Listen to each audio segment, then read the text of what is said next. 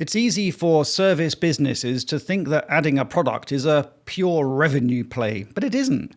And that misunderstanding is exactly what can make it go wrong.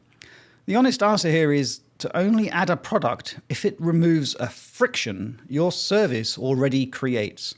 Not just to diversify revenue, not just to open a new income stream. Those are company goals, not client problems. If you start from a company goal rather than a client problem, you build something your clients may not actually need.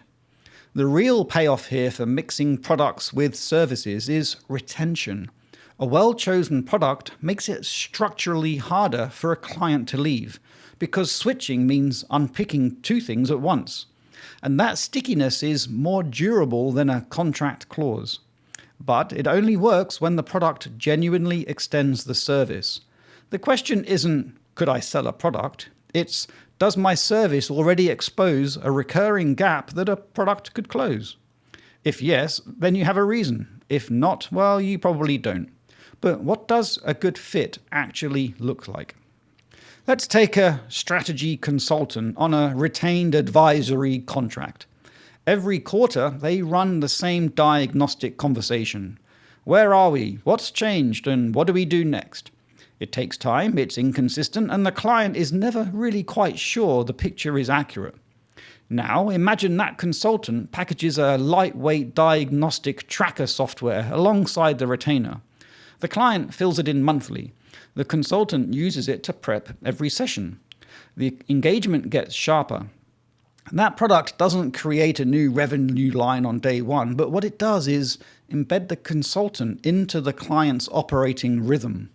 Leaving now means losing the tool, losing the data history, and starting over. The switching cost just went up, not because of a penalty clause in some contract, but because of genuine dependency. And that's the difference between a product that fits and one that's just bolted on. Bolted on just adds cost. Fit adds value. But even fit does come with a price. Even a well-chosen product adds real complexity to your business. You're committing to building it, maintaining it, and, of course, supporting it, on top of running the service you already have. Now your business's attention is split across two things. If the product requires capital up front, well, that's money tied up before you see a return. If it needs operational processes you don't currently have, well, they take time to build. And if the product underdelivers, it doesn't fail quietly. It will damage that service relationship it was supposed to strengthen. The businesses that get this wrong tend to underestimate the execution burden and overestimate how quickly clients will adopt something new.